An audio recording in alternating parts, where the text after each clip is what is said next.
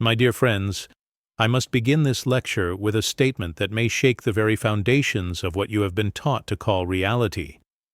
Throughout my entire life, walking the line between the sensory world and the supersensible world, I have observed a lie being quietly woven around human consciousness. From your first days in school to the sterile offices of modern doctors, you have been taught that the human body is merely a biological machine. You are told it is a complex gearwork of chemistry and electricity, subject to chaos, chance, and worst of all, what you call bad luck. When illness arrives, when pain settles in the joints, when an organ fails, or when fever consumes you, materialistic science tells you this is a calculation error. They call it a genetic accident, or an attack by a microscopic enemy that simply shouldn't be there. They hand you pills to silence the symptoms, they cut into tissue to remove the visible evil, and they call this a cure. But I, Rudolf Steiner, am here to tell you, with the gravity of what I have witnessed in the Akashic records, that there is no such thing as chance in illness. Bad luck is an invention of a mind blind to the spirit. Your body never ever falls ill by accident. Every pain, every inflammation, every hardening of the arteries or failure of the heart is not a system error. It is an urgent message. It is a letter written in your very flesh by forces that your waking consciousness has chosen to ignore. The physical suffering you fear so much is not the enemy. It is in truth your spirit's last attempt to save your soul from a fate far worse than physical death. You look at disease as a defect. I see it as a course correction. What I'm about to reveal to you today is not a medical theory, but the occult anatomy of human destiny. I will show you how the forces you cultivate in your thoughts and feelings today become your biology tomorrow. I will show you how what we call disease is often the only way the gods found to stop us from becoming empty automatons, severed from the divine source. Prepare yourselves. For what modern medicine calls pathology, spiritual science recognizes as the biology of karma. To understand what I am about to detail, I need you to abandon, for a moment, the materialist vision implanted in your minds by modern education, a vision designed by the forces I identify as Ahrimanic. Ahriman is that spiritual entity who seeks to trap humanity entirely within matter. He whispers in the ears of scientists and doctors that man is merely meat and bone, that consciousness is a byproduct of the brain, and that death is the absolute end. This is the source of modern blindness. During my spiritual investigations accessing humanity's cosmic memory, I saw clearly that this disconnection is not just a philosophical error. It is the root cause of the chronic disease epidemics ravaging the world today. Materialistic science looks at the liver, the heart, the lung, and sees only tissue. I look and I see coagulated spiritual processes. You must understand that the physical body is only the outermost shell, the final sediment of much more subtle and powerful processes. We are not just this visible body. We are composed of an etheric body, a body of vital forces that animates matter, an astral body, where our passions, desires, and pains reside, and the ego organization, the individual divine spark. Disease does not begin in the physical body. It ends in the physical body. The real enemy is not the bacteria or the virus, but the prolonged imbalance between these subtle bodies, an imbalance often fed by the modern way of life, by the lack of rhythm, by egoism, and by the denial of the spirit. Current medicine tries to fix the clock by hitting it with a hammer, ignoring that the problem lies in the invisible spring that gives it movement. If you continue to treat your illnesses as bad luck, as random events that just happen to you, you will remain perpetually at the mercy of fear.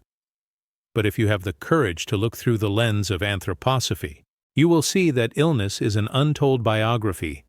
Cancer, sclerosis, migraines, depression, each of these conditions has a specific spiritual signature. They hold a meaning that traces back to how you have lived, not just in this life, but in past incarnations and how you are processing the world around you right now. True healing, the kind that liberates the soul rather than just patching the body, can only begin when we stop asking, why did I have this bad luck? And start asking, what is this symptom trying to teach me about my own spiritual disconnection? The first great revelation I must share concerns the invisible foundation of your health, known in spiritual science as the etheric body. Most of you live your lives believing vitality comes from the food you eat or the vitamins you take. That is a dangerous half-truth. The physical body, on its own, is a corpse in waiting. At every moment, it wants to follow the laws of physics and decompose. What stops it from rotting right now, what maintains the shape of your organs and the regeneration of your cells, is this second body, the etheric body or body of formative forces. Imagine the etheric body as a tireless architect fighting against the gravity of matter every single second. Health, in its most primal essence, is the integrity of this etheric body, and here lies the secret modern medicine ignores. The etheric body is profoundly affected by rhythm and truth. When you live a life without rhythm, sleeping at erratic hours, eating on the run, bombarding your senses with artificial lights and chaotic information from screens, which are pure manifestations of Ahrimanic electricity, you are literally tearing the fabric of your etheric body. The bad luck of a sudden, debilitating illness is often just the collapse of an etheric structure that has been silently wearing down for years. I've seen, in my clairvoyant observations, how lies and hypocrisy act as corrosive poisons to this vital organization. When you think one thing, feel another, and do a third, you create a vibratory dissonance that weakens your formative forces. A person living in constant internal contradiction, trying to maintain social appearances while their soul screams a different truth, is draining the battery that sustains their heart and nervous system. The etheric body feeds on rhythmic repetition and harmony with nature's cycles. Observe how modern diseases, those that seem to appear out of nowhere, like chronic fatigue and autoimmune syndromes, are actually the cry of an exhausted etheric body. It has no strength left to hold the physical form together against the forces of death. It is not bad luck that you fell ill after years of a job you hate or a toxic relationship. It is the mathematical consequence of the wear and tear on your vital forces. The etheric body is also the carrier of memory. Everything you have ever experienced, every unresolved trauma, every repressed joy, is imprinted on this body of forces. Sometimes an illness in midlife is the etheric body finally discharging a traumatic memory from childhood that had stagnated, blocking the flow of life. Fever, for example, is not just heat. It is an attempt by the etheric body, aided by the warmth of the soul, to burn away and dissolve substances and memories that shouldn't be there. Therefore, when you say you got sick by bad luck, you are ignoring that you spent decades depriving your inner architect of the materials and rest needed to keep the temple standing. The second revelation takes us to a level even deeper and perhaps harder for the modern mind to accept: the relationship between disease and karma. Here we enter territory where divine justice operates with a precision human justice will never achieve. It is tempting and understandable to feel like a victim when serious illness knocks at the door. Why me? I am a good person. I don't deserve this. My friends, from the perspective of eternity, from the perspective of the spirit that reincarnates life after life, illness is not a punishment. It is a pedagogy. What we call destiny or karma is not a system of reward and punishment, but a system of balance and learning. Many diseases manifesting in the physical body have their roots, their seeds, planted in previous incarnations or in past actions of this current life. If in a past life I was a person who cultivated cold hatred, a calculated indifference to the suffering of others, that coldness of soul imprints itself on my spiritual organization. When I am reborn, that character flaw, that debt of love, must be transformed. And how does the Spirit transform it? Often, it precipitates this astral coldness down into the physical body, turning it into an illness that requires care, that makes me dependent, that forces me to experience the vulnerability I once denied others. Physical illness is frequently the shadow of an ancient moral defect being purified. The suffering of the body burns away the error of the soul. This is what I call the metamorphosis of forces. What was a vice or weakness in the soul becomes an organic predisposition. This does not mean we should look at the sick and say, "It's their fault." On the contrary, we must have deep compassion, for that soul is performing a titanic work of self-improvement through pain. The sick person is carrying a burden to balance their own cosmic existence. There is also the aspect of future karma. Sometimes, an illness comes not to pay for the past, but to strengthen the spirit for the future. A child who faces a severe illness and overcomes it often develops a willpower, a depth of character, and a moral resilience that will be essential for the mission they must fulfill at 30 or 40 years old. The bad luck of childhood illness was, in truth, the hero's training. Without that physical obstacle, the soul would have remained flabby and incapable of fulfilling its purpose. The body obeys laws that reason does not know. When we interfere lightly with potent suppressive drugs, without understanding the karmic process involved, we may actually be preventing the soul from completing its lesson. If we eliminate the symptom without the soul having learned the corresponding lesson, the disease simply retreats to the spiritual level and will return, stronger, in another form or in another life. True healing involves accepting the illness as a question destiny is asking us. What do I need to change? Where have I hardened? Where have I lost myself?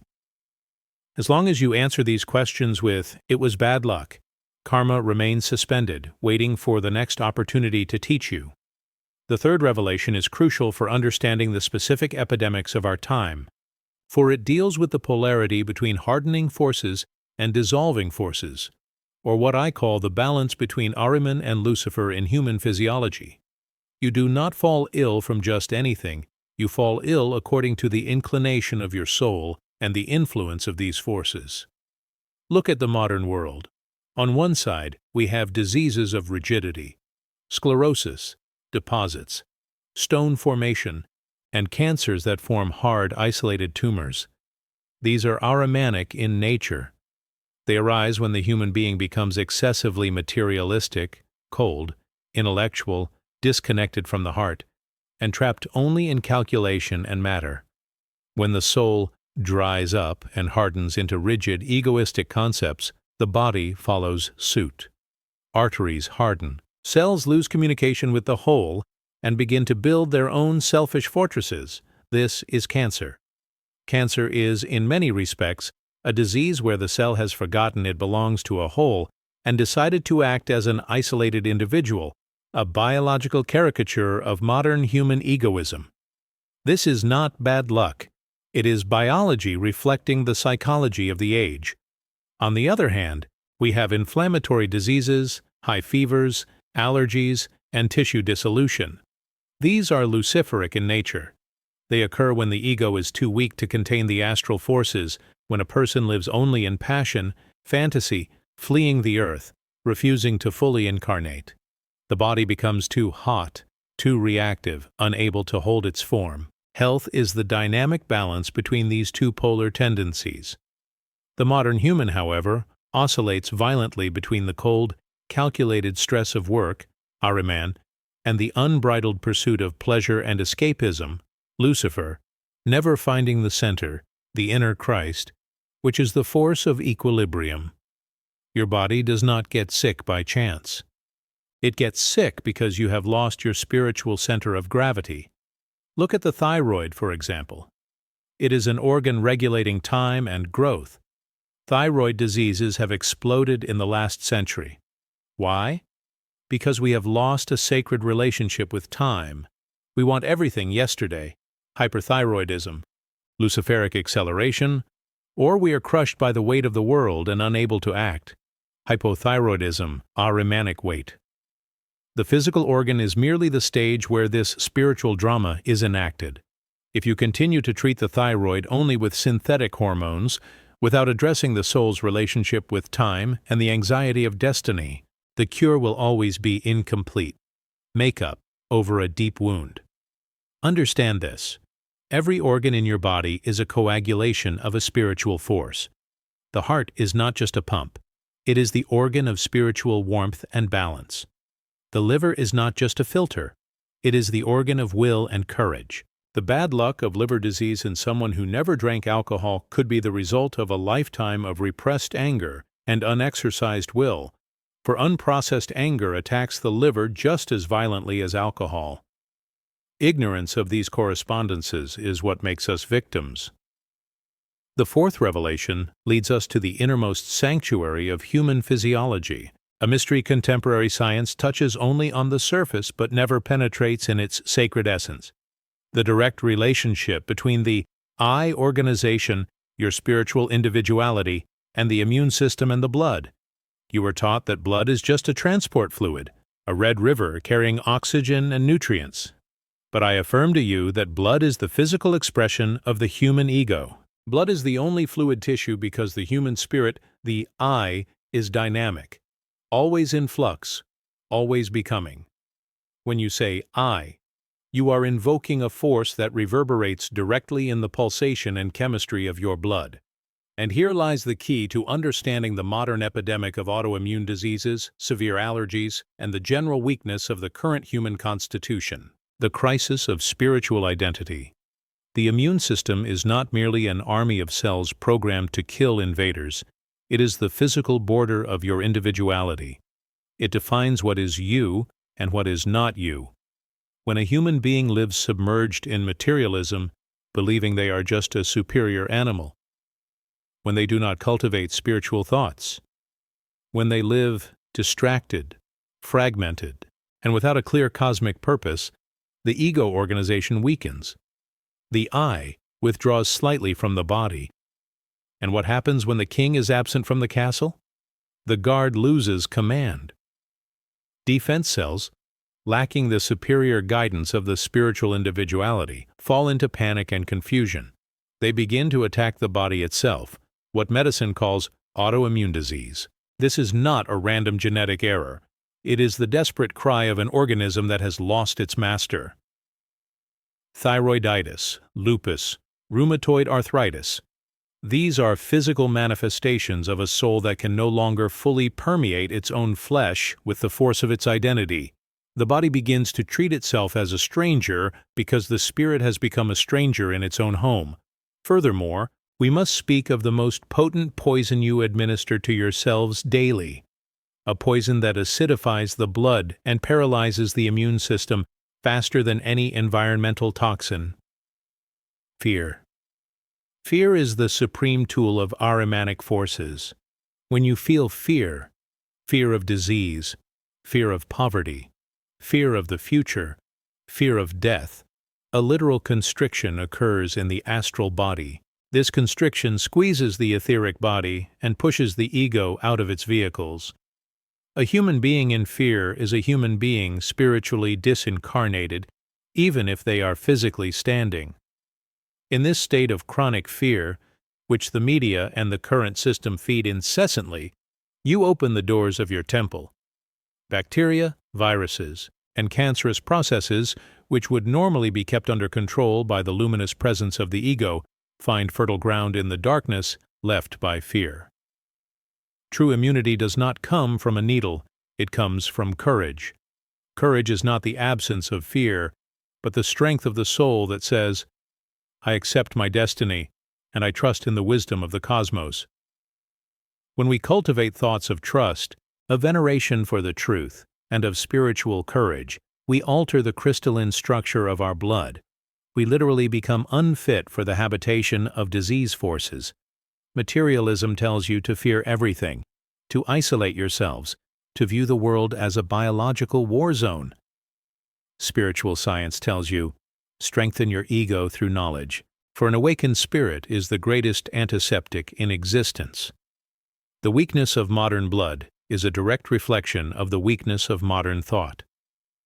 As long as you do not learn to think real thoughts, thoughts that touch the spirit, your blood will continue to be dirty water, unable to sustain perfect health.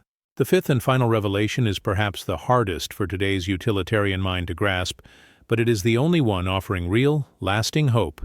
Disease is a process of involuntary initiation and the necessity of Pedagogical medicine. In ancient times, in the mystery temples of Egypt or Greece, spiritual initiation was conducted by priests.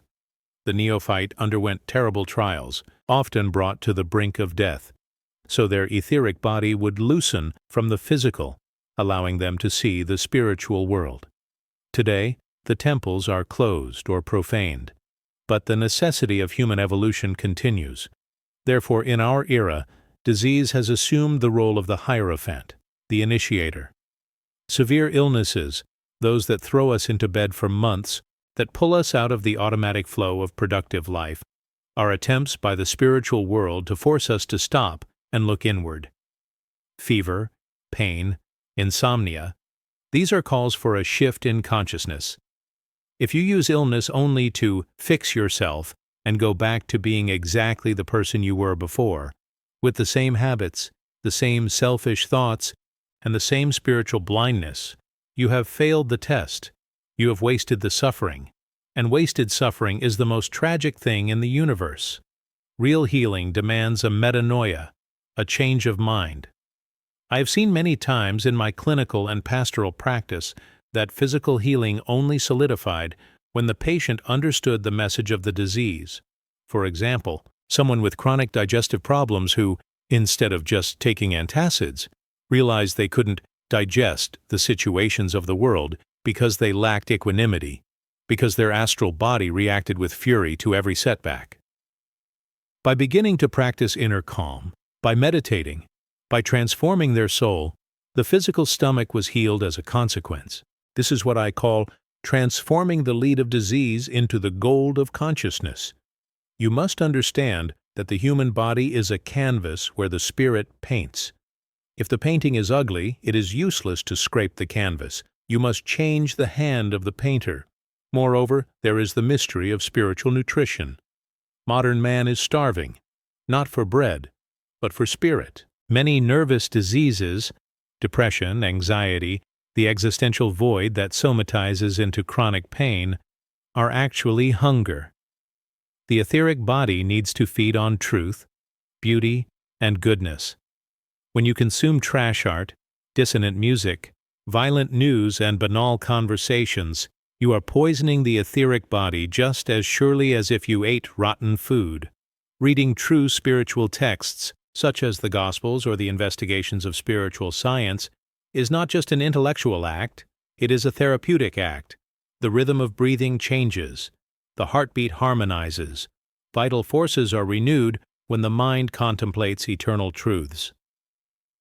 The cure for the diseases of the 21st century will not come from new molecular technologies, but from the rescue of human dignity and reconnection with spiritual hierarchies. Technology promises immortality, but delivers only mummification while alive. Spiritual science offers the path of conscious life, where health is the consequence of harmony, and death is not the end, but a glorious passage. You have the power to heal yourselves, not by suppressing symptoms, but by transcending them. Disease is the step. Spiritual health is the top of the staircase. Do not kick the step away. Climb it. My friends, we have reached the end of this brief exposition on the mysteries of the body and destiny. I know what I have told you today sounds strange, perhaps even mad to ears accustomed to the cold jargon of hospitals and laboratories, but look around you. Look at the faces of people in the streets. Look at the mental health statistics. Look at the pharmacy that exists on every corner. The materialist path has failed. It promised a paradise of health and delivered a purgatory of chronic disease and chemical dependency. Humanity is at a decisive crossroads. The forces of Ahriman are working day and night to convince you that you are machines, so that you hand your health over to external systems, so that you fear your own body and distrust your own soul. If you accept this lie, the future will be dark, a future of soulless bodies, technological zombies, medicated not to feel the pain of their own disconnection. But there is another path, the path of consciousness, the path that anthroposophy points out with solar clarity. It is the path of taking total responsibility for your biography. It is the path of looking at pain and asking, "What do you want from me, divine messenger?" It is the path of nourishing the etheric body with rhythm and reverence, purifying the astral body with discipline and compassion, and strengthening the ego with the tireless search for truth. The time to choose is now. Do not wait for the next crisis, for the next terrible diagnosis to wake up. Start today. Observe your thoughts. Introduce rhythm into your lives. Seek the knowledge that connects earth to heaven. True health is not the absence of symptoms, it is the presence of the spirit. You are not victims of bad luck. You are the architects of your destiny. Stand up, shake off the dust of materialism, and reclaim the divine heritage that pulses in every drop of your blood. May knowledge become healing in your souls.